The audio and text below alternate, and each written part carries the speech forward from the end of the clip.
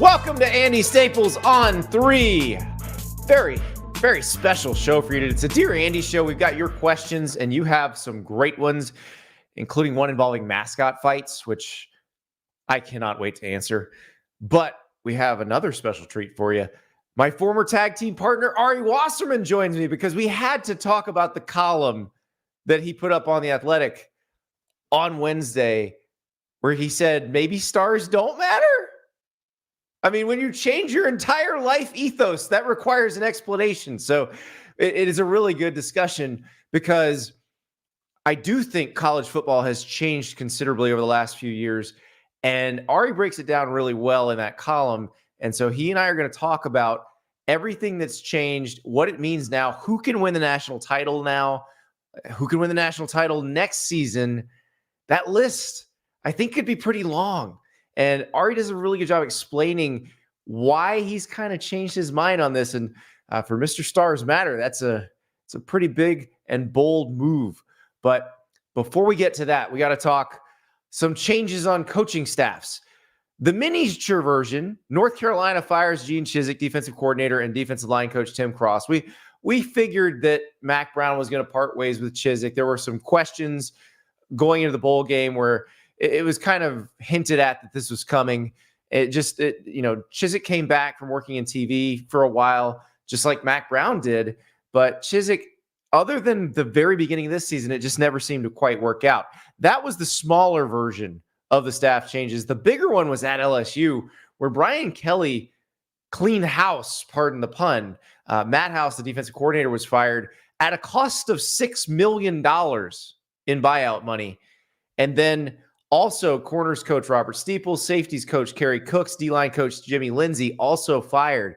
So basically, LSU is revamping its entire defensive staff after having a horrific defense opposite an incredible offense. So, Heisman Trophy winner, 2 incredible receivers, record-setting offense, and a defense that simply could not ever get it done. And the bowl game against Wisconsin, same deal. Wisconsin scoring in ways that you never saw them score this year against anybody, but they did it against LSU. And so LSU with the big change. Plus, remember, LSU is also in the market for an offensive coordinator because Mike Denbrock left for Notre Dame. So lots of changes there. We talked to Shea Dixon from On3's The Bengal Tiger on the On3 Roundtable channel. If you're not already subscribed to the Roundtable channel, subscribe after this show, of course. Hopefully you're subscribed here at the On3 channel, but the Roundtable channel where we discuss a lot of breaking news. So it's where you want to go right in the immediate aftermath of breaking news. So we talked to Shea about those changes. And this is kind of looking familiar for Brian Kelly, even though the circumstances are a little bit different than the last time he had to do this. You have seen a Brian Kelly revamp go well, but I'm sure this is not what they wanted as they're coming off 2 double-digit win seasons. They had a Heisman Trophy winner last year, but you saw it again in the bowl game, Shea. Like their defense was just awful.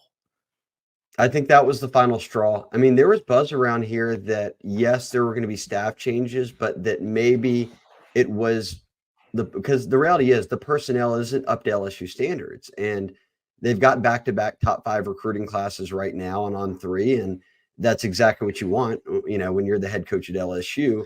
But the reality remains that when you have the number 1 offense in college football, and they will finish that way, Washington is the only team that could have caught them, and they're not going to make up that gap against Michigan, I don't think. So average yards per game, LSU finishes number 1.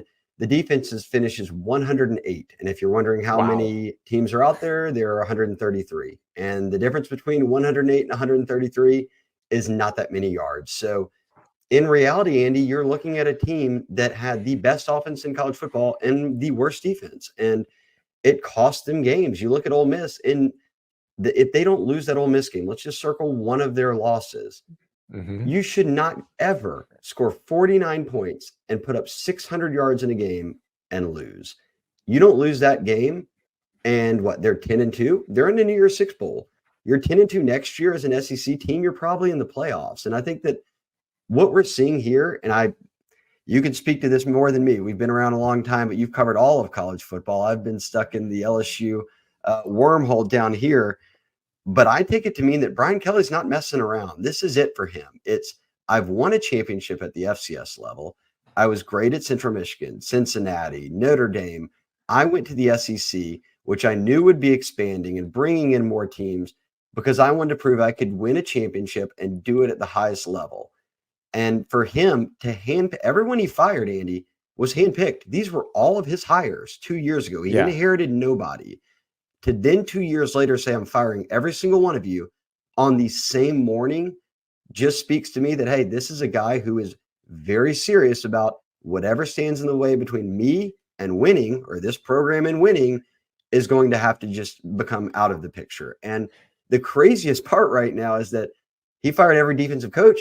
LSU doesn't have an offensive coordinator. Mike Denbrock went to Notre Dame. So you're looking for an OC, a DC, and plenty of defensive staff coaches. It's so weird to be talking about when he took over a team that had 38 scholarship players, that had the first losing season since Jerry DiNardo in 99. That's when Saban got here in 2000. And he turns it around, and within 2 years wins the West, wins 10 games, wins the Heisman, has the number one offense in college football, wins 10 games, but says, not good enough, not here, I'm firing everybody. I think that was what's crazy right now, is that after that amount of success, you're after 2 new coordinators, not one. That's Shea Dixon. You can catch that full interview on the On3 Roundtable channel. Like I said, you want to subscribe to that as well as the On3 main channel and On3 Recruits, where everybody's breaking down the Under Armour All-America game. So lots to talk about. That Brian Kelly situation, it sounds like 2016 at Notre Dame. The difference is they weren't 4-8 last year. Now, as bad as that defense was, it was as unacceptable for LSU by LSU standards as 4-8 was at Notre Dame.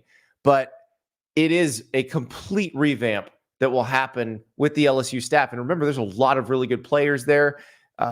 You've got Harold Perkins has one more year of college football before he's off to the NFL. Will Campbell and Emory Jones, their offensive tackles, they were great as freshmen and sophomores. So they've got one more year of college football. Garrett Nussmeier, we think he's going to be a pretty good quarterback for LSU. So this is going to be a very fascinating time in Baton Rouge.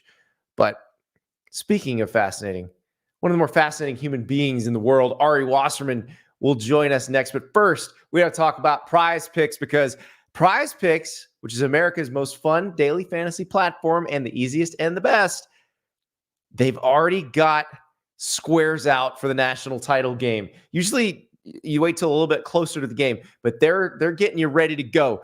And I tell you what, the Michael Penix square for passing yards is really interesting, because you're looking at it 300.5. That is a lot.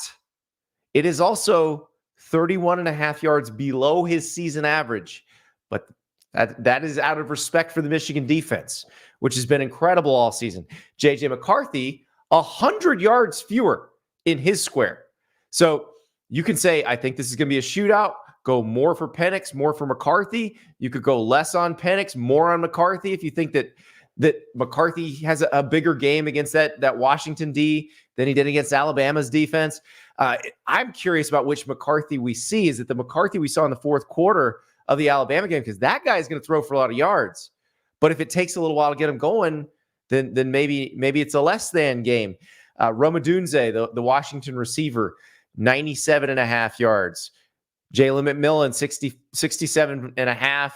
There's a little more wiggle room for Michigan. Roman Wilson, only 51.5. Cornelius Johnson, 41.5. But the question is, again, how much will Michigan throw the ball? How much will they rely on the run game? Will they be able to get Blake Corum going early? Will it take a little while? Because once he got going on Monday, he was impossible to stop at overtime. I think that's the right word for it. But it did take a little bit. And so I'm curious to see if Washington is as sharp offensively as it was early in the Sugar Bowl, and is Michigan a little bit slower on the getting rolling. But I think Michigan's defense is going to give Washington's offense some more problems. The question is, can Michael Penix get rid of the ball fast? And so you go to Prize Picks, you pick your squares. The squares I like for quarterbacks, I love these combined pass rush receiving TDs. So Michael Penix, 2.5. So if you think he's going to combine for 3 touchdowns, you pick more. JJ McCarthy, 1.5. So that could be a throwing touchdown and a rushing touchdown for him. It's going to be close. The Prize Picks folks know what they're doing on these, but this will make for a really fun national title game. If you got a few squares on it, you can multiply your money. If you get 2 squares, you put down 50, you can win 150. If you get 3 squares, you put down 50, you can win 250. That's how it works. The more squares you choose, the higher the potential payout. Download Prize Picks. Use the code Andy. They will match your first deposit up to $100. It's a great deal, and it will make this national title game even more fun to watch, although it's already going to be really fun to watch. But download Prize Picks. Code Andy. They will match your first deposit up to $100. Now, it is time to talk about how the Michigan-Alabama Rose Bowl broke Ari Wasserman's brain. A really, really fun discussion right now.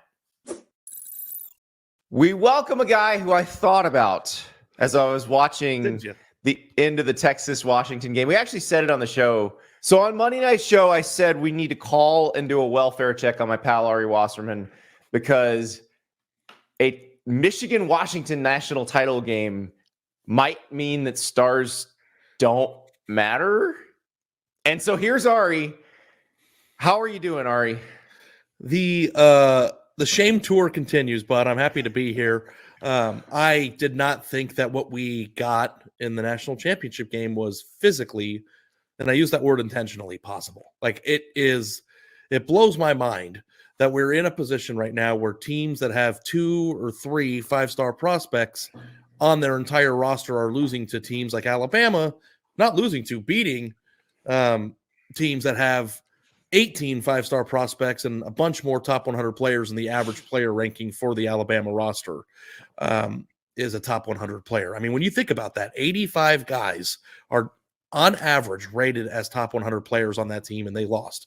And not only just lost, but they had major holes and deficiencies that I think were exposed all in the same game. They didn't have an explosive game-changing receiver this year. As much as Jalen Milroe improved and became a dynamic runner and playmaker, I think that we saw some more limitations that he has as a passer. Offensive line. I'll stop you. The quarterback thing played out in spring practice at Alabama, where you're like, oh, look at all these highly recruited guys that just aren't that good. So I'm now in a position, because I used to say it was physically impossible. You heard me say it 1,000 times. A team built like Michigan is not supposed to be able to beat Ohio State, win the Big Ten championship, win a playoff semi game, and then go on to win a national title.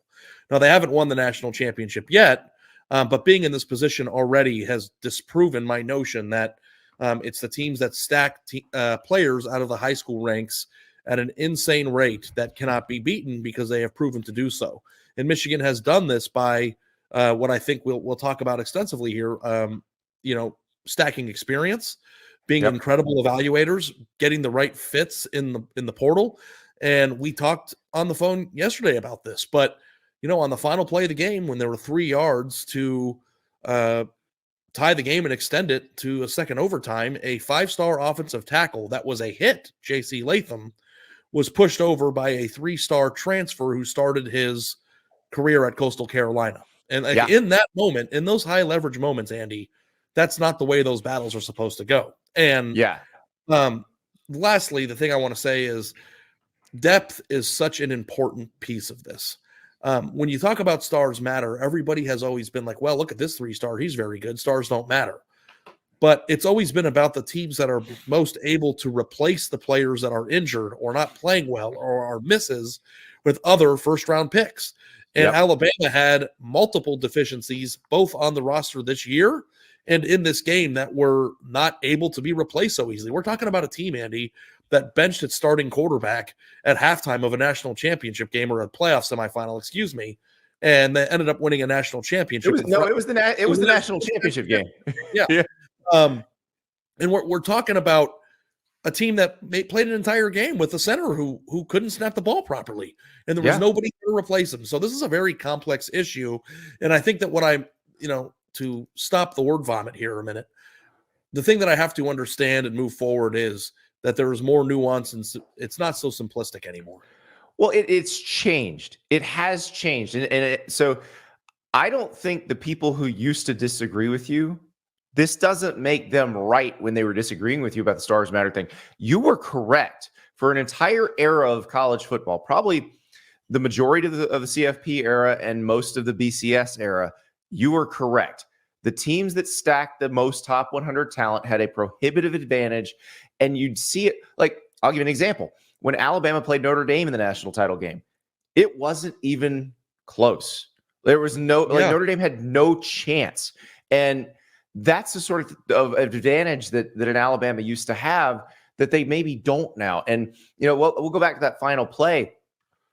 Michigan is such an amalgamation of, or an amalgam. I think that's the word I'm looking for. You're not asking the right person here, but what that word means or how to use it properly. But of both, find you someone who can do both.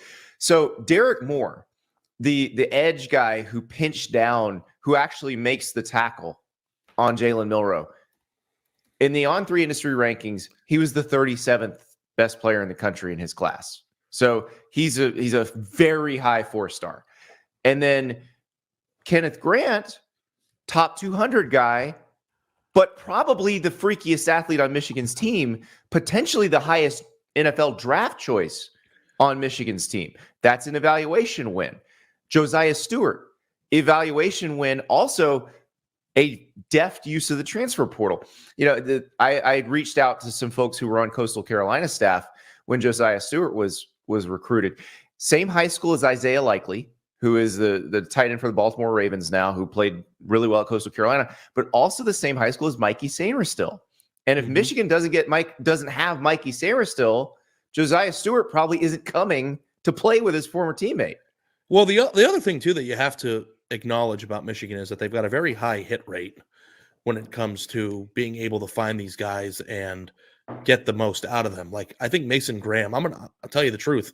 I'm working on a story right now about Courtney Morgan, the DPP over at Washington, who was the DPP and played at Michigan. Played at Michigan in the early 2000s, was the DPP there a few years ago. And he helped bring Mason Graham to Michigan.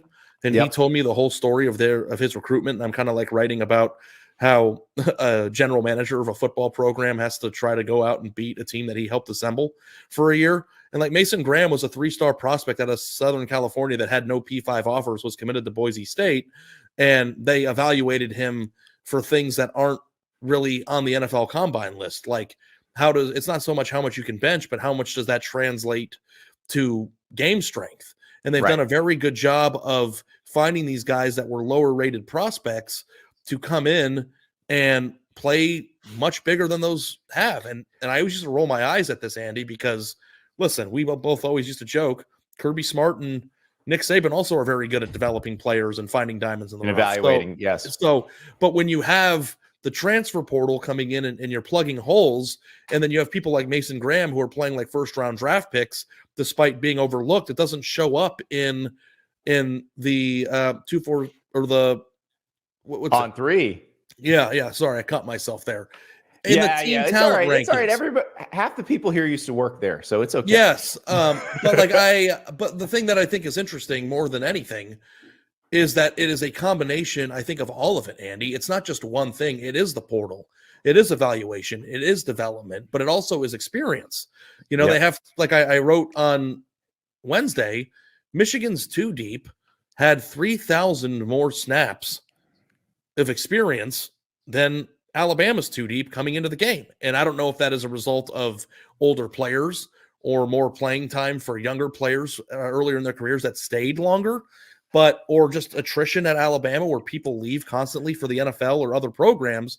But Michigan, I think, has kind of hit the right angle at all the different angles, which then put them in a position to win that game. And also, we have to acknowledge this too. One last thing. This Alabama team is not 2020 Alabama. This Alabama team is not the Clemson teams that won the national title. They're not 2019 LSU. They're not 14 Ohio State. I think that Michigan also existed at the perfect time when you start to look around and think, well, Ohio State, Alabama, and Georgia all were clearly not peak versions of themselves based on what they are when they're humming at their peak. And I don't know how many times that'll happen. So the thing that I've struggled with the most is this a weird year that had COVID players that are old enough still on it and everything lined up perfectly for Michigan to make this run?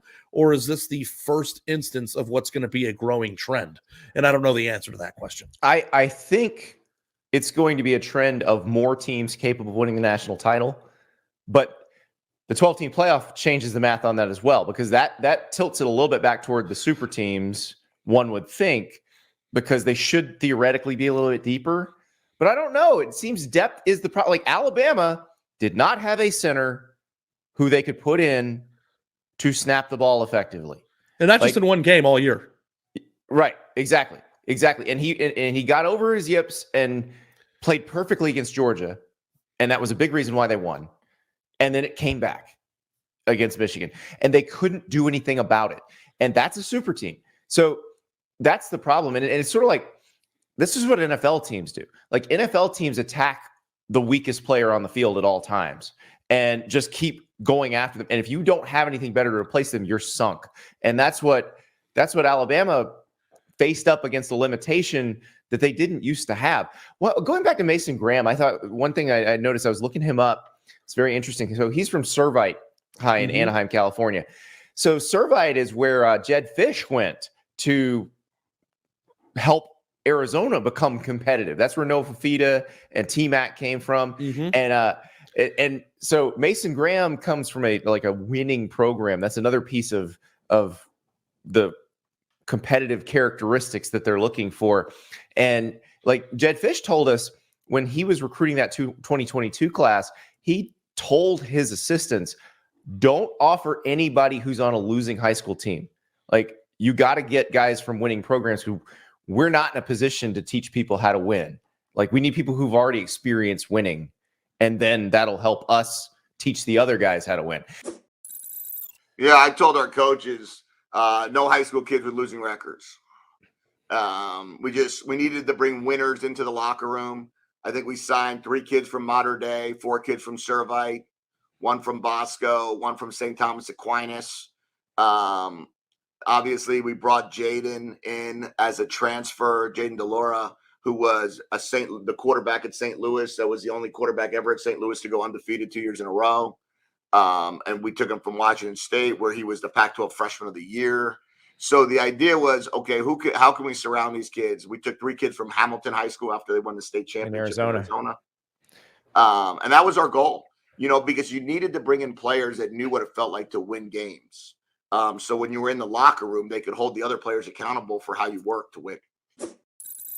And I thought that was interesting. And so like Mason Graham, you get a guy who's experienced winning, understands that, probably understands how to be competitive against some of the aliens that he had to play with on Michigan's D line, the higher recruited guys. And he was in the On3 industry ranking, he was 277 nationally. So he was a 4-star in well, that that's ranking. the thing too. His ranking rose quite a bit in the latter, month of his high school career. But and a lot of that's getting recruited by Michigan. Yeah, but a thing too that you have to keep into account here is when you look at where these guys were ranked, you can look and say, well, Alabama has 50 4-star prospects on its roster, and Michigan has 50, and you might call that a wash. But the people who pay attention to the context of recruiting also understand that if you're a top 50 national player and you're a 4-star prospect, and if you're a top 400 player, you're a 4-star prospect, but the difference between a top 50 player and a top 400 player is vast. So what Michigan has been able to do is sign these 4-star players that don't jump off the page and have offer lists from Georgia, Alabama, Ohio State, Clemson, and USC and Texas. They found those lower tier 4-star prospects that are, choosing between Michigan and maybe UCLA and a few Big Ten teams. They've come in and found the fit. And then these guys start playing and producing at a level that you would expect from a top 50 player, which then makes the numbers that you find in terms of team total talent to be more irrelevant. So the thing that I am having a hard time quantifying, Andy, and you can help me out with this, is this. It's not that Michigan's really good. I think Michigan is obviously a very good football team. It is how a team like Alabama could still have the second most talented roster in the history of college football teams since we've started tracking it since 2000.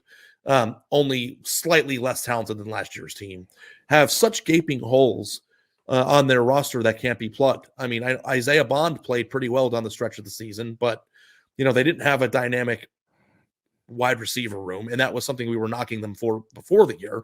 Jalen Milroe, I think, deserves a lot of credit for his growth and transformation during the season, but I don't know that he is the prototypical quarterback that Alabama wants to have in that spot to win national titles. We've seen what elite looks like there, and it's not that.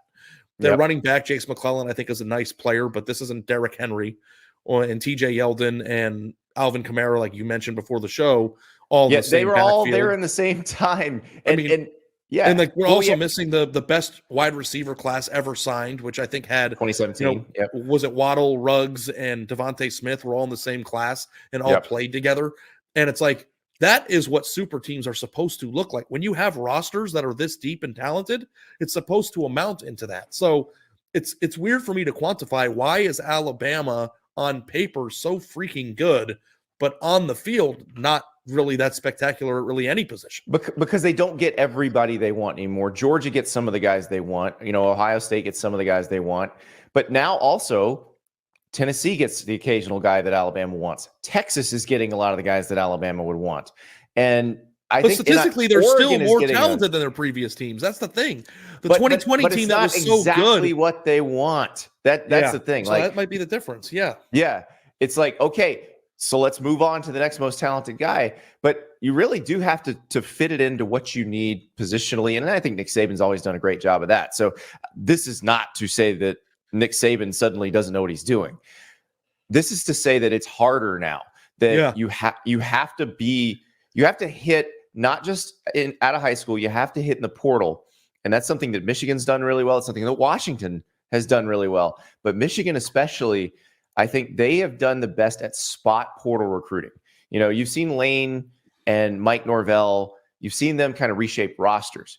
Michigan has done the best at, we need this. Let's go get this. It was Oluwatimi at center from Virginia last year. Mm-hmm. This year, Drake Nugent from Stanford, Ladarius Henderson from Arizona State at tackle. Like, they know what they need. They go get it. And I would say the one thing they probably could have gotten that they didn't, if they could have gotten just one game-breaking type receiver, I don't even think that game's close yesterday. Yeah. Well, here's the thing that is, that I've been thinking about a lot, Andy, and I don't know what your take is on J.J. McCarthy. I think he's a nice college quarterback. I don't think I would put him in the pantheon of great quarterbacks, whether it be this year or previous greats. And Michigan's team is swallowing up their opponents and dominating them in a way that you would expect from Georgia.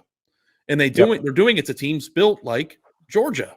And it's like, I'm trying to think, has a quarterback in college football won a national championship or played in a national championship game with these statistics or being less game breaking?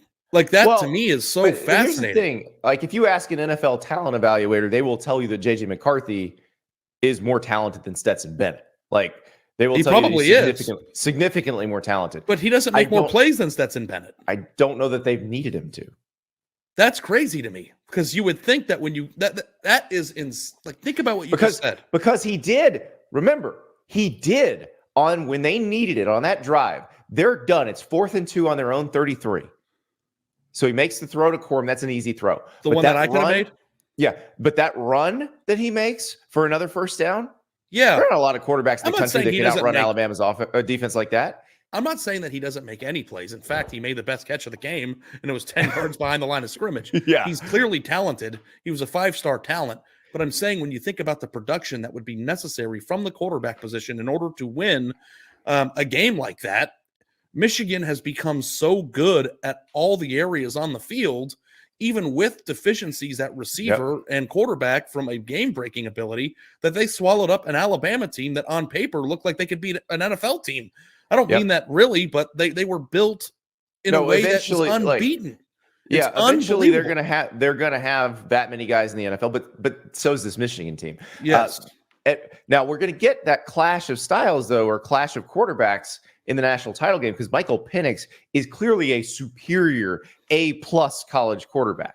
Like, there is no doubt that he is one of the better ones. Michigan is a 4.5 point favorite. So if Yes. Michigan's a 4.5 point favorite, I don't know who's going to win the game. I think it's going to be a tremendous game. I'm excited to watch it. But Yeah, if Michigan goes out and wins this championship game by swallowing up its opponent the way that it has been doing all year, and J.J. McCarthy has an efficient but not spectacular game, that to me would be the biggest illustration of the neutralization of the talent disadvantage that they've been crippled by in the past. Yeah. I mean, do you remember when you and I covered the Ohio State-Michigan game in 2019? I remember. What we I were remember talking the column about? I wrote. We sat back there in the press box and compared 5-star recruits, how many fewer ones Michigan had, how prohibitive of an advantage that was for Ohio State. And it was.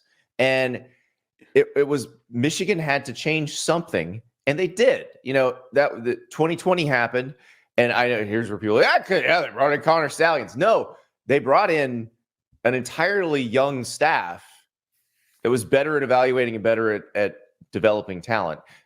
They moved Sharon Moore from tight ends to offensive line, which is where he belongs, and then gave him even more control by making him offensive coordinator. Like, that's what they did. Mm-hmm. They figured out a way to maximize everybody they had in the program. And I think that's what you've got to be able to maximize. It's more like coaching the NFL now. Washington's a great example of this. Kalen DeBoer is a talent maximizer. He gets the most out of the players he had. I remember reading in your column, you wrote about Washington's offensive line. It's all guys they got out of high school. None of them are ranked higher than 170 in the country, but it's a great group. They're very athletic. They've got pros on that line, and they play well together. Like, they don't have the communication, or have not been plagued by the communication issues that plagued Alabama against Michigan on Monday. Like, that hasn't happened to Washington all year, and they've played some good defenses. And so I think being able to maximize that talent, along with being able to get some of it, is what you need now. Before, you had, and the problem before, I think, also was you had, be it Nick Saban, Kirby Smart, Urban Meyer, guys that were great at accumulating and also great at evaluating and developing. It was like they had all of the above, and the players couldn't leave. So you went from the most closed system in major American sports in terms of personnel movement to now the most open. Right. Because it is literally free agency every year, especially after the transfer rules got challenged in federal court recently. So, like, I'm just assuming it's until they figure out how to make them employees and do CBAs and contracts, like, it will be pure free movement. And open markets want to find their level. Like, they want to be efficient. They want to operate efficiently. And so what that means is some future NFL player is just not going to sit for 2 years when he can just go somewhere else and play now. Mm-hmm.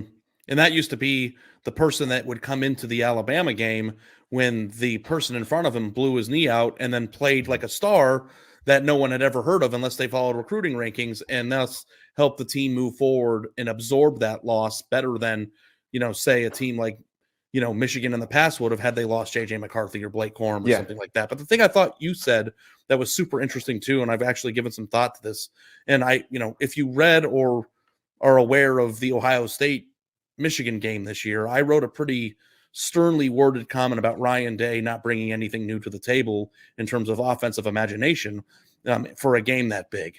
And I think the thing that Jim Harbaugh and coaches that have been very successful, Kalen DeBoer also falls into that category, is that they go by a week-to-week NFL-like system where they evaluate their opponent, they identify those weaknesses, and they design a game plan tailored specifically to hurting and taking advantage of those deficiencies. Whereas I think there have been times, and I think Ohio State is probably pretty guilty of that this year, and this is something from the past 10 years, where the talent discrepancies that these teams have had are so stark that all they ever have to do is rely on that talent to win, and it would lead to national championships. Yeah. I think you have to be to a point now where not only do you find the players that are rated high, They also have to fit. And you also, as a coach, have to decide how are you going to deploy these players in games against teams that are very good to take out the opposing team's weakness. Like, I don't think that Ohio State had a single wrinkle in the Michigan game, and it allowed Michigan to advance to the playoff and get into this position. I think there's another good example of this in the 2021 Georgia-Alabama SEC championship game. Georgia, like that 2021 Georgia team is the best collection of talent we've seen probably since 2001 Miami in terms of just how much better it was than every team it played. And they were as vanilla as humanly possible in that SEC championship game. And the problem was they were playing against a team with a Heisman Trophy winner, a team with a first-round receiver, a second-round receiver, a bunch of first-rounders on defense, and they weren't creative enough. And they got beat because Nick Saban was attacking the few weaknesses that Georgia had. And you look, they played again, and Georgia was much more creative defensively. Like they did a lot more. You could make the case, Andy, that it happened again this year. Yeah.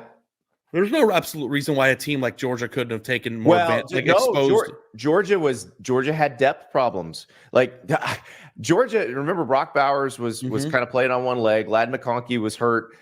Georgia was playing receivers who had barely played all season in the SEC championship game. Which brings us back to the main point.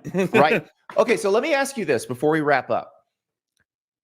Before we went into seasons feeling there might be 3 to 4 teams capable of winning the national title. Mm-hmm.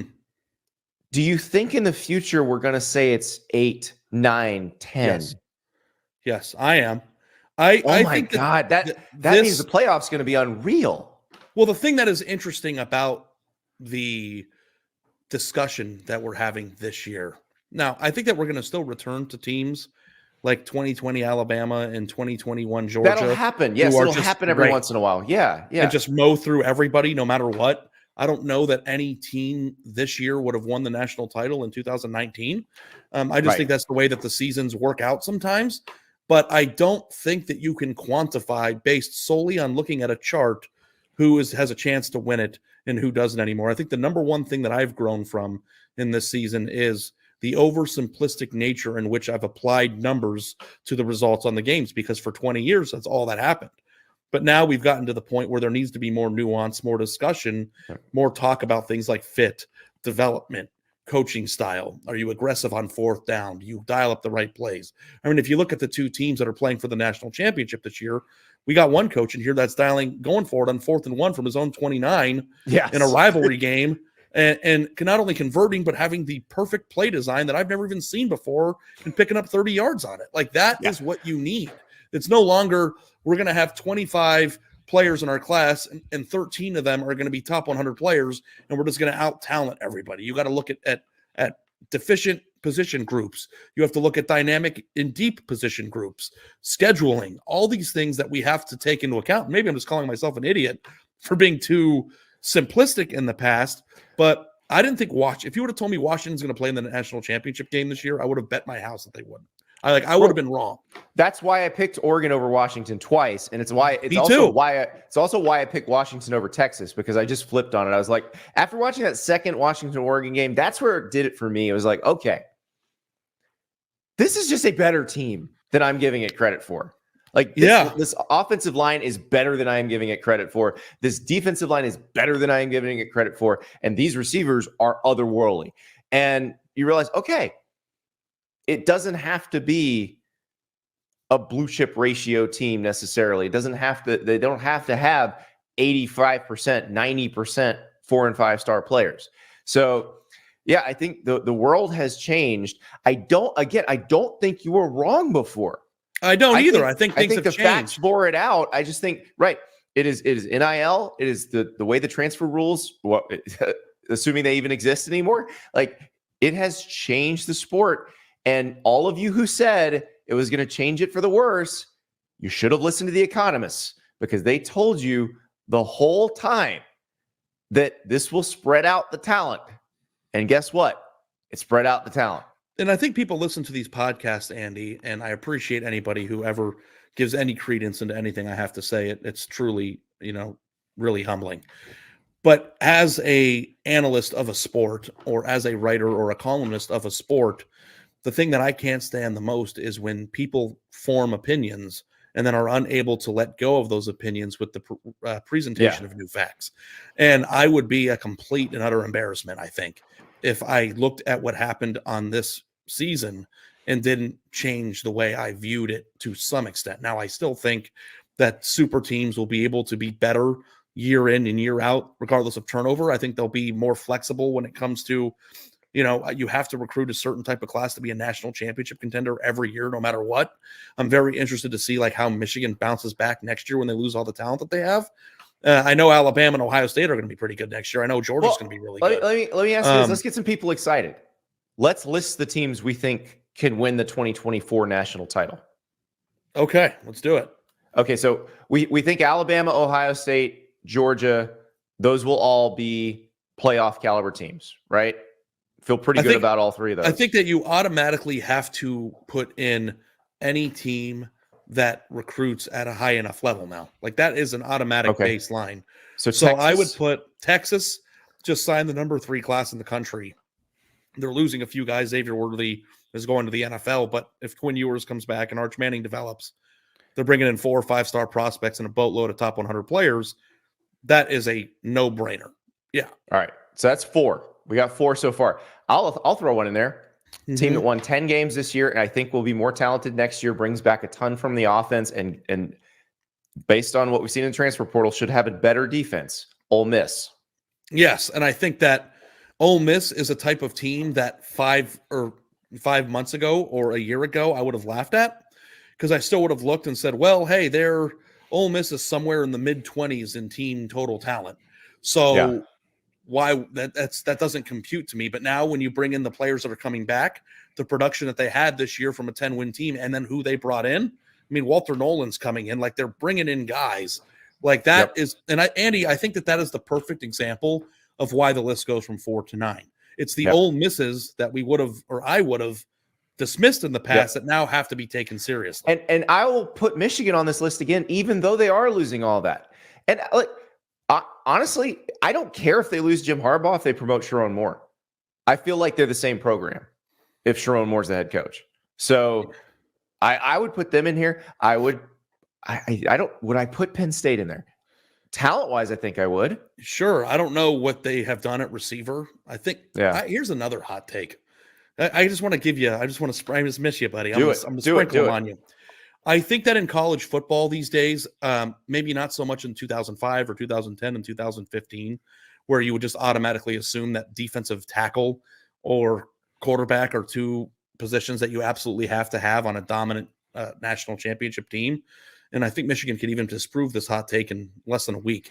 But Michigan I think got some pretty awesome defensive tackles. No. But I'm saying what I'm trying to say is I think that if you looked at the teams that were really good this year, a lot of them, Florida State, had this, Ohio State had this before they lost, but you have to have elite level receivers. I think Texas had it. If you have elite level receivers who cannot be covered or just are game breakers, it's a very, very important thing in the college game because not everybody has them. And I think that's another one with Ole Miss. Yeah. But, you're looking at like Rome Odunze and Jalen Polk, guys who are just catching 20-yard outs and then spinning back into the middle of the field and picking up 50 more yards and getting inside the 10-yard line. Who has a player that can jump up into traffic, catch a 50-50 ball, and not only catch it, but make a play after it. And I think that this year there were more receiver talents in college football across the board than there ever have been. But I'm always a prisoner of the moment. So January is that time of year when the kids are back in school. We start to get busy again. We get back into our routines, but we're also trying to keep those resolutions. Well, there's a great way to do it with Factor meals. Chef prepared, fresh to your door, ready in 2 minutes. It's got everything you need, and these things are absolutely delicious. You grab them, take them for lunch, send them for lunch with the kids. Forget frantic lunch preps or rush dinners. Factor's 2-minute meals are your secret weapon in the new year. Fuel up fast with restaurant quality meals, all delivered right to your door. And when things get hectic, Factor is flexible. You can change up your order every week with plans from 4 to 18 meals per week, and you can pause or reschedule your deliveries anytime. And like I said, these meals are delicious. Right now, they got the cavatappi with pork ragu, the sweet potato grits and sage chicken, the red chili beef tamale bowl with cilantro rice, or you can go gourmet plus with the roasted garlic filet mignon and shrimp. If you have dietary restrictions, they will take care of that. I have a wife who has celiac disease, so we've got to get gluten-free meals. They come and they are very clearly marked. Everything that's in them, you know it. Also, for people like me who struggle with portion control, perfectly portioned, you know exactly how many calories you're eating. And oh, by the way, again, it is absolutely delicious. To go to factormeals.com, use the code ANDY50, ANDY50, and get 50% off your first order. That's factormeals.com. Use the code ANDY50 for 50% off your first order. You will not regret it. These things are delicious. The kids will love them. You will love them. No muss, no fuss, no cooking, just eating delicious meals from Factor. What about Arizona? Well, I think that's a good one. I think that Utah with Cam Rising back also. So I think those two out of the Big 12 are really interesting. Oregon and Washington again. You know, Washington going back into the transfer portal. We'll see with Will Rogers. Oregon's going to be very talented. Now they're all in the Oregon and Washington in the Big 10 now, so their schedules are different. It looks different. I think you're paying me $1,000. So I'm not putting USC on this list. I know. So, I know. I'm not putting them on there either. If it happens, it happens. But we've already named like 9 teams. Well, I think we should get together again after after all the dust settles and we can actually look at the rosters of who people have there. It would be a fun. Let's do that. Podcast. So our producer River says 10. That we just named. We just named 10 teams. You know who else we didn't name that are on that list, Andy? Who's that? LSU. I need that defense to be a lot better. I know, but I'm saying like we have to still include the teams that's with a, the talent, that's a year don't we? Right. Year in, year out, they're going to have the level of talent required to do that. Florida State. Mizzou. Clemson. Yeah. Yep. It's going to be. Could you imagine? It's a brave new world. It's a brave new world. And now you don't have to be, the thing too is like now you don't even have to be perfect to get in. That's the best part too. It's like you could be flawed and like you think you know something about a team's roster. They might drop a game or two at the beginning of the year, kind of the way that Alabama did. They figure something out about a player that's on the bench or somebody gets really good. They go on this tear and they're hot at the end of the year. They're the 11 seed. Next thing you know, they're in the Final Four and they could do it. Now that's, you know, I'm starting to sound like the theatrical version of myself. I feel like sick to my stomach, like acknowledging these things. It's almost like all of the things that we argued about for 2 years about the 12-team playoff that you're admitting I was right about. I'm not even talking about the playoff. I'm not saying I told you so, but well, actually I am. But I'm not talking about the playoff. I'm talking about the season, the free willing ability to acknowledge Ole Miss, Arizona, Utah, Oregon, and Washington as legitimate national championship. And it's going to be fun watching these teams play all season. And it's also going to be fun, like you said, to watch some of these teams evolve. Because on this list of teams, by the way, we have more than 12 teams on our list now. So, like, some of these aren't even going to make the playoff next year. Somebody's going to lose 2 games early and then be a freaking buzzsaw at the end of the season, and nobody's going to want to see him in the playoff. Here are a few teams that we did not list that are just interesting things to talk about. But did we say Oklahoma? We didn't even say Oklahoma. They would be in that list too. Yeah. Did we say Notre Dame? No, we didn't. Not. Did we say Tennessee? Did we say Clemson? Like there are a lot of teams. Yeah. I said Clemson at the end. But we didn't say Mizzou either, unless I just did. Like, what about A&M? Remember the talent that they had as the new coach? Like, there are a lot of teams that kind of fit that threshold of, like, if things come together. Like, I think that the biggest difference, Andy, to wrap this up is you can say if things come together now. And like, that makes sense. In the past, if things come together, I used to say the light at the end of the things coming together tunnel is a train. Like, it's like... And that train is Alabama or Georgia ready to eat your lunch. Right. Like now we can't 100%, and it still might be true most of the time in the future, but Michigan definitively proved it's not all the time. And as a result of it not being all the time, I have to at least acknowledge the possibility or the sliver of hope that a team that we don't expect at the beginning of the year to win a national championship could do so. And props to Bruce Feldman, who he and I argued about this at the beginning of the year. He wrote a story at the Athletic explaining about why Michigan in the draft picks. Yep. in the draft picks, and that actually turned out to be right on. And I think I'm going to be going on their show to continue the Shane tour. But I appreciate you. I'm glad you came here because they had a little anti-Ari. Oh, I know. Action. No, I know. And now they're unbanning me. I was told one of their sponsors said no Ari, or we're not coming back. So you know what? And our sponsors love you. Yeah. Well, I love coming on, and I always enjoy being with you. And like, listen, it's going to be a very interesting off season, and it's certainly going to be, which teams are just going to go get a quarterback that was a 3-star that turns into a Heisman finalist. Like, how many teams have done that? Like that. I mean, Washington has a Heisman finalist who does not account for their talent. Yep.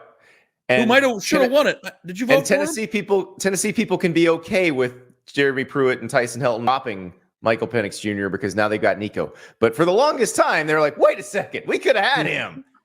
Yeah. But I think that also makes the offseason more entertaining because the nuts and bolts of who's doing well or who signs or the late signing period and the spring football, all this stuff. Like, I do think that a lot of times being great and being good is the difference of 2 or 3 players that just produce.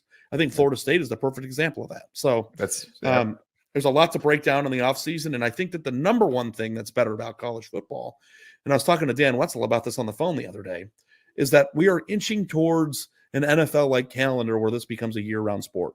And I think as a result of that, more inclusion, more discussions, more talent accumulation, more transfers, though some people might not like that, also makes this a 24-hour, 365-day-a-year news cycle, which is probably going to be the reason why your wife gets mad at you more. But probably, but hey, I saw the ratings, Ari.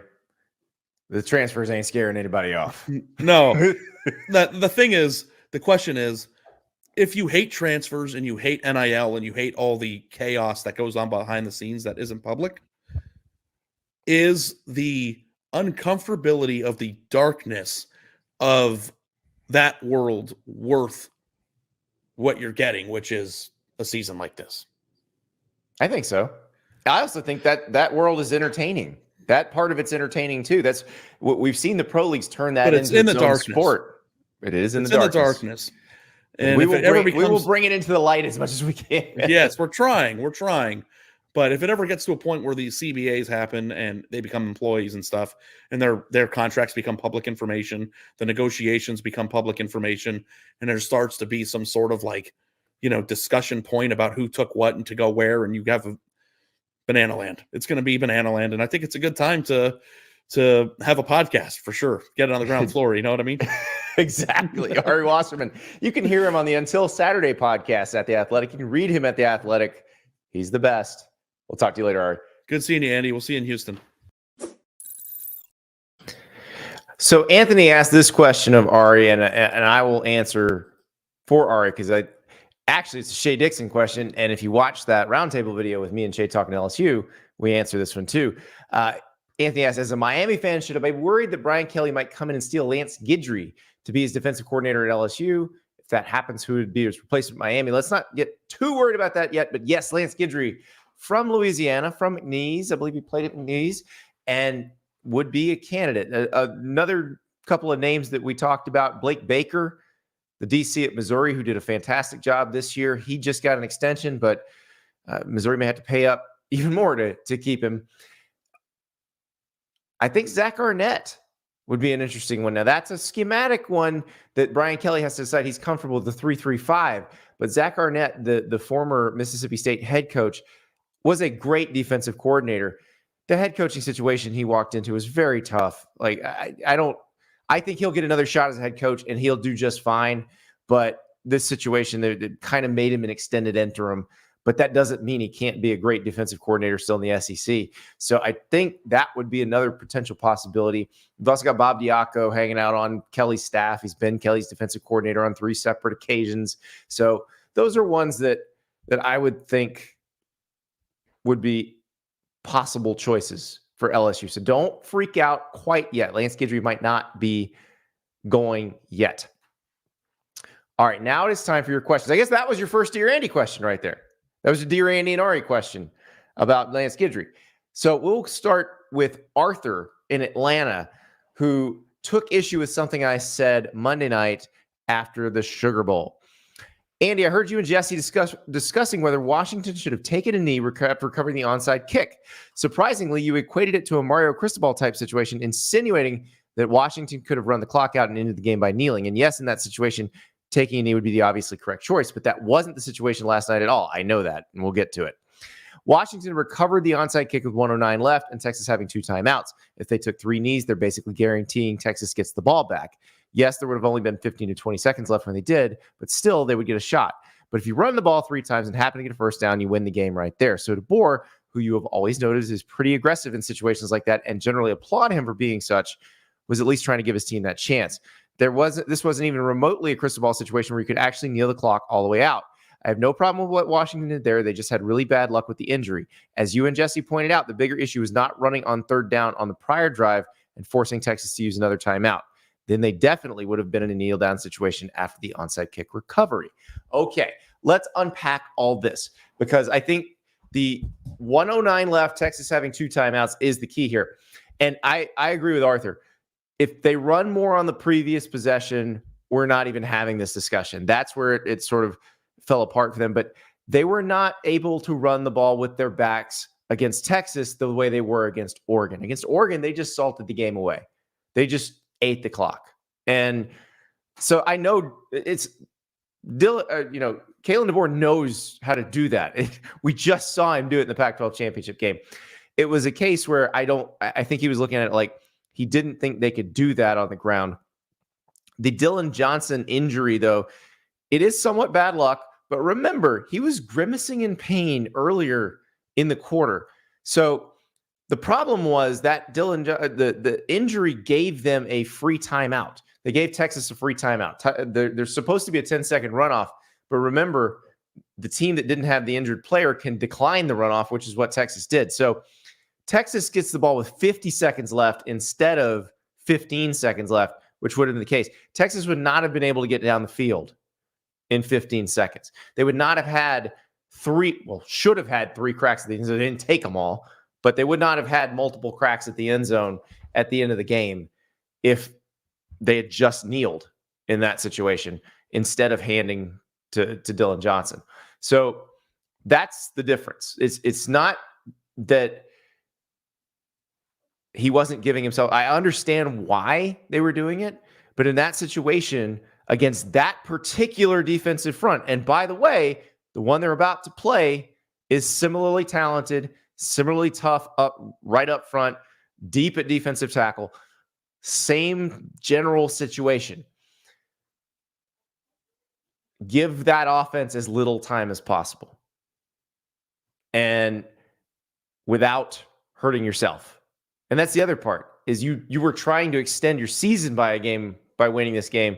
You want to make sure your best back is 100% healthy, and he's not. He's going to play, but that didn't look good. So it's okay. This might be like the first time I've ever disagreed with a call Kalen DeBoer's made. So he's way ahead of every other coach on that. But in this particular case, I still think they should have taken some knees. All right, let us move on to Oreo Jakes on Twitter. Correct opinion haver, he calls himself. Who is the way too early next Washington out of nowhere candidate? Not that they didn't have high expectations heading into the year, but of course, feels like magic. I don't think Washington came out of nowhere. We were looking at Washington as a potential Pac-12 champion going into the season. We were talking about them. We were talking about Oregon. We were talking about USC. We were talking about Utah, which was trying to three-peat. We didn't know Cam Rising wasn't coming back. We talked about Oregon State. But I do think Washington had very high expectations. I think everyone expected them to compete for the Pac-12 title, if not a playoff berth. So it's not completely out of nowhere, which is why I'll give you some teams that I think might be in that mix. And Ari and I talked about this earlier in the show. I think Ole Miss is one of those teams. Now, Ole Miss was in a New Year's Six Bowl, won a New Year's Six Bowl. It was an 11-win team this year. So you may say that's not out of nowhere enough, but they bring back most of their offense. On paper, they have upgraded the defense through the transfer portal. We'll see how well that meshes chemistry-wise, but on paper, they're more talented than they were on that side of the ball. I'll give you one. So last night or Monday night in the Sugar Bowl, we watched a rerun of the Alamo Bowl from the year before when Texas and Washington played, and then both of them improved and they wound up in the playoff. The Alamo Bowl this year was Arizona versus Oklahoma. I definitely think that could be a playoff game next year, and the team that wins it could be on their way to potentially competing for the national title. Oklahoma, Brent Venables, since he got there, has been trying to upgrade the roster, trying to make it look more like a competitive SEC roster. I think he's on his way to doing that. Jackson Arnold, I know, did not have the best second half in that Alamo Bowl, but you saw flashes of why everybody's so excited about Jackson Arnold. And then on the other side, Arizona's playing great. Noah Fafita was awesome. T-Mac was great. And Jed Fish just seems to be building something very nice there. You've heard him on this show explaining how they built that team.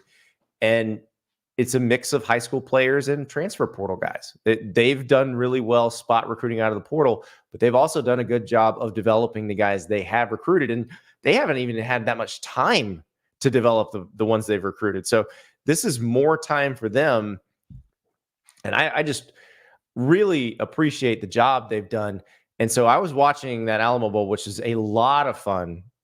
Won my prize pick squares on that one. I had Noah Fafita and Jackson Arnold more than their passing yardage total, and they both hit because that game was wild. But I think that's one where the two teams playing in it certainly have a shot. Missouri is another one that I think has a pretty good shot. I do think it's a more open year coming up in 2024, not just because of the 12-team playoff, because of what Ari was talking about. It's probably more about, one, how you develop, and two, how you get guys out of the portal. Michigan has more 2024 draft picks than Alabama on its roster. I don't know at the end of the day, like when all is added up 4 years from now, if Alabama will have more than Michigan total. I think they probably might, but maybe not. And having a lot of really old guys at one time is a big deal. That's why I like the Ole Miss situation so much, because of how old those guys are, how experienced those guys are. The key stat in Ari's column, I thought, was Michigan came into the game with their two deep having 3,000 more snaps of experience than Alabama, because old NFL-bound talent has a shot anytime against five-star talent that's young, that's not experienced. That's because the guys that are going to the NFL, they are maybe as good as the five stars right now. The five stars have a higher ceiling, could ultimately be better college players and ultimately be better pros. But at the time the game is played, it makes for a very interesting matchup, as you saw. So, Brian, will this NIL transfer portal timing with bowls get fixed soon? All of these opt-outs made the UGA FSU game a complete blowout. I hear coaches complaining about, guys, you're asking colleges to change the semester system. Like I always say, the business of college is a lot bigger than the business of college sports. So now, if you want to be a true football factory, maybe you go to the quarter system so that you can get guys into school a little bit later in case they move that transfer portal window back. But the way you solve this is you move the transfer portal window back, but you say you can enroll in your new school and still play at your old school and finish the season. You've seen it with coaches. Like Urban Meyer takes the Florida job and coaches Utah in the Fiesta Bowl. We've seen that happen a bunch of times. So if you want to move the transfer portal window, but still want to get guys moved to schools, you can do that. Now you have to be mature, but you have to be grown-ups about it, which is what happens when the coaches who leave come back and coach their old team. Kirby Smart, prime example. Kirby Smart was the head coach of Georgia while he was Alabama's defensive coordinator in the college football playoff that Alabama won. So it can be done. It's possible, but you have to be grown-ups. We had Eli Drinkwitz on the show. He was talking about being a grown-up with the players in the transfer portal. they were allowed to play in the bowl game. They were allowed to practice for the bowl game. They could do their official visits to other schools just as long as they got back in time for practice. It can be done. Everybody's just got to be a grown-up about it. But that's the thing. Otherwise, you can't move it because the semester break is when it is. But if you're willing to be a little bit flexible and a little bit mature about it, then yes, you could do that. Matt, there's something called late enrollment, and you're given a 2-week grace period. At certain schools, you get 3 days of ad drop, and you better be in your classes by then. So it depends on the school. But again, if you can enroll and then play for your old team throughout the playoff or throughout the bowl season, it's not a problem. So again, be mature about it, and it's not an issue. Let's go to Justin's question now. Dear Andy, I won a few bucks when Iowa under did hit. Yeah, Tennessee could have kicked that last field goal, but no. The integrity of the under mattered too much to Josh Heupel. Who had a better performance against the Iowa defense, Drew Aller or Nico? Can the Iowa defense be a barometer for the hype train? J.J. McCarthy's performance in the 2021 Big Ten Championship helped launch him to the starting job next season. So that's a good question. The Drew Aller thing, though, I think probably makes this a little bit moot because Drew Aller did have a very good sort of game against Iowa. So he threw for 4 touchdowns. It was not a very efficient game. He had a lot of attempts for not very many yards, but he had 4 touchdown passes, and the weather sucked. It was cold and wet, and so it wasn't a great day if you're a thrower of the football, and he still made some nice tight window NFL-type throws, 4 touchdowns, and you're like, this guy's going to be incredible this year. And then he wasn't. And some of that is they had receivers who couldn't separate, and maybe getting Julian Fleming from Ohio State, maybe that helps. But the Nico thing looked very impressive. He looked in command of the offense. He looked like he knew when to run and when to throw. He still took a bunch of sacks, which against Iowa's defense is going to happen to you. But I don't know that we're going to make it a total hype train, because the thing about the Iowa defense, especially with no Cooper Gene, they're very good. They don't have the elite athletes that Nico's going to have to play against week in, week out next year. So they may be better coached. They may be better schemed, but they're going to be some teams that they play against that are as well coached, have as good of a scheme, and have way better players. So we'll see with Nico, but it is definitely time to get excited. I think Tennessee fans, Kansas State fans, very good reasons to be excited about your quarterbacks, Nico, Avery Johnson. I actually think Oklahoma fans should still be very excited about Jackson Arnold, even though he threw a bunch of picks in the Alamo Bowl. I thought that there were flashes of what makes you so excited about him, and he is still a true freshman. Let us go to a video question from our friend Superior CFB. Andy, so on a recent episode of his show, your colleague JD made an interesting comparison between Michael Penix Jr. and Steph Curry. And while I really like that comparison, I think he made an even better one earlier in the episode when he compared Penix Jr. to Aaron Judge. And I like that one so much because we're talking about 2 home run hitters, but what sets them apart is their approach. They're patient and precise. They'll take their walks, they'll take the outside pitch and go the other way with it, but when the moment's right, they'll strike and hit that long ball and really change the game. So what I ask you is, can you come up with any other cross-sport comparisons between current or even former college football players and other athletes across the landscape? The example I came up with is maybe a little bit obscure and your non-NBA fan audience might not connect with it, but I'd like to compare Heisman Trophy winning quarterback Jaden Daniels to Sacramento Kings point guard De'Aaron Fox. And it is stylistic, but it also has to do with their development over the last year or so. We're talking about 2 guys that have been good high-level players, but really one-dimensional players who relied on that speed and explosiveness to get the job done, but within the last year have taken that next step to broaden their game through the long-distance game and airing it out. Obviously, Jaden Daniels had one of the best passing seasons in recent memory and winning the Heisman Trophy, by pushing the ball downfield to Malik Neighbors and Brian Thomas. But De'Aaron Fox is quietly having quite the season from beyond the arc for the Kings, really looking like an all-NBA player. So I want to know if you had any other examples. Thanks. I think that Jaden Daniels, De'Aaron Fox one's really good because I remember when De'Aaron Fox was at Kentucky and he was just kind of a speedster moving the ball down the court, and you didn't see him as much of a shooter. You didn't see a lot of diversity in his game, and he absolutely has diversified his game in the NBA. So I got a couple college football players. One I'm comparing to an NBA player, one to a Major League Baseball player. We'll start with our pal Kenneth Grant. We talked to him on the show the other day. Lots of fun. 340-pound defensive tackle for Michigan. He is lightning quick and straight up fast for a guy that size. Probably fast for any human being, and he happens to weigh 340 pounds. The comparison I made for him is Zion Williamson, because somebody that big should not be that explosive. And it is shocking every time you see it. Like, how many times have we seen Zion rise and dunk and just crush the rim? And it's so explosive.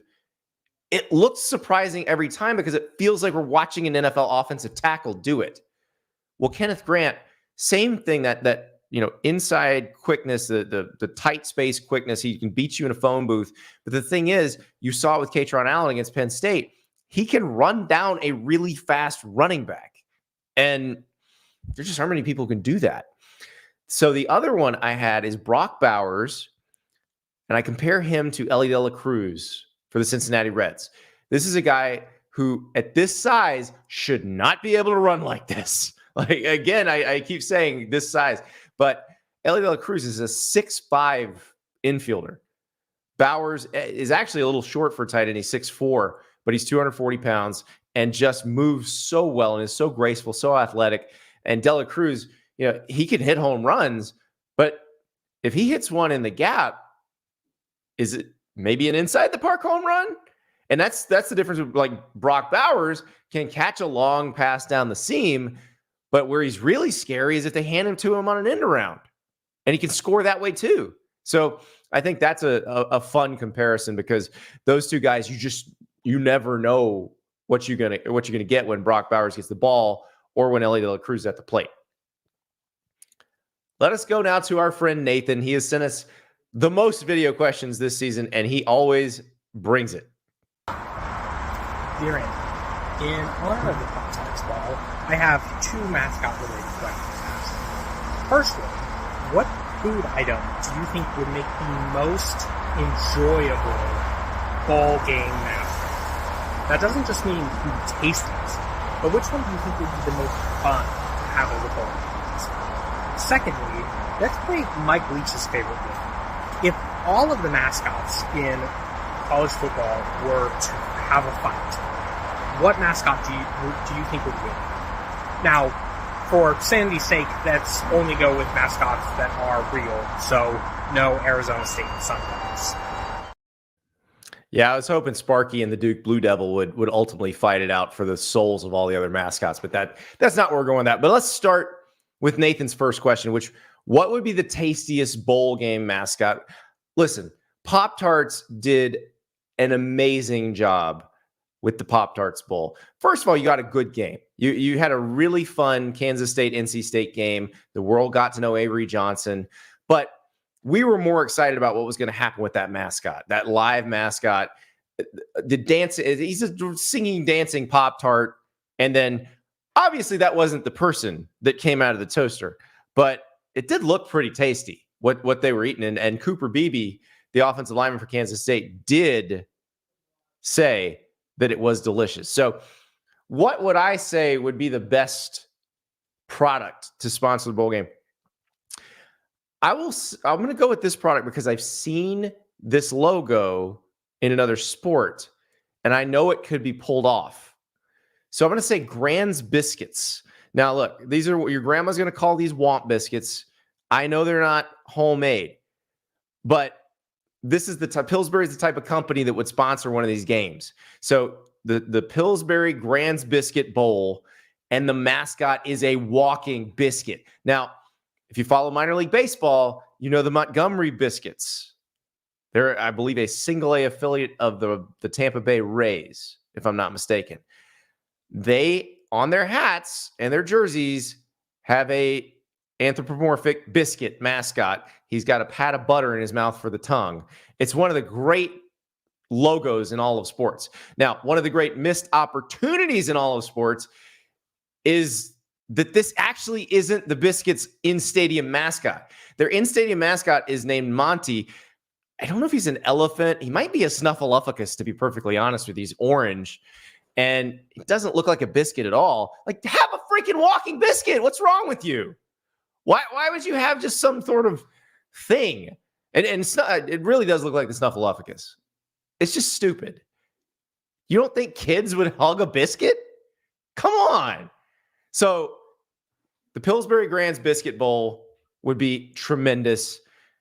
Edible mascot. Oh, yeah. Let's make it happen. Like you have an oven instead of a toaster, and the mascot walks into the oven, walks out the backside, and out pops the world's largest biscuit that the winning team can eat. I think we can make that happen. I think all of that is logistically possible. Another one, the Black Forest Gummy Bear Bowl. So your mascot is a giant gummy bear. So you have kind of the neoprene costume that goes around the actual human. That is then surrounded by actual gummy bear material that is completely edible. So that person walks around and dances the whole game, but every time a touchdown is scored, the player who scored the touchdown may take a bite of the mascot. Every time there's a turnover, the player who caught the interception or who recovered the fumble may take a bite of the mascot. This has got to happen. This would be amazing. I would watch every second of this game. As great as the Pop-Tarts Bowl was, the Black Forest Gummy Bear Bowl would be significantly better. So just make this happen, people. Make it happen. All right. To the second part of Nathan's question, if the mascots all got in a fight, who would win? Well, the answer is Miami, because it's a freaking hurricane. It would blow everybody away. Now, if you're forcing me to use the costumed mascot on the field and I have to use Sebastian the Ibis, well, then no. If you've ever seen a real Ibis, like I have them walking around my neighborhood, they got no shot against some of these other animals. No shot whatsoever. Like Bevo's just going to step on an Ibis. So, no. And again, we can't have Sparky the Sun Devil and the Duke Blue Devil fighting over the souls of everyone. So we can't have if we can't have a natural disaster, which it would be a Miami-Tulsa final in that tournament, then I guess we got to go, well, Sparty, I think, is very chemically enhanced. He doesn't have any weapons, but he has those muscles, which do not look natural at all. So I think he could be dangerous. But the thing is, you do have a couple mascots with actual firearms. And I think they're going to be your biggest problem. The West Virginia Mountaineer, he's got his rifle. That rifle may be loaded during the games. I'm not even sure. But he's obviously dangerous. But more dangerous is Pistol Pete from Oklahoma State. So now, sometimes they have Pistol Pete carrying a rifle, but in drawings, he's always got a couple of 6-shooters. And so Pistol Pete, with 12 shots to work with, I think becomes the most dangerous mascot. Plus, that plastic head is absolutely terrifying. So he's going to scare most of them away, but then he's also got, assuming he's the one, like the one from the picture, he's got 2 revolvers. So I think that gives him a prohibitive advantage. So Nathan, I hope that answers your question. Again, wonderful questions for Dear Andy. We've had a couple from the chat, had a couple from Twitter, a couple sent via email, a couple sent via video. Awesome questions. It's been a fun show. Got to check in with Ari. Got to find out the stars maybe don't matter anymore. It's a watershed moment. Really is. On Thursday, though, we will help get you ready for this Michigan-Washington national title game. Guys, it's not that far away. Like Thursday show, I'm going to Houston on Friday. Saturday's media day. We're going to get you ready, locked, and loaded for an incredibly fun matchup in the national title game. We'll talk to you on Thursday.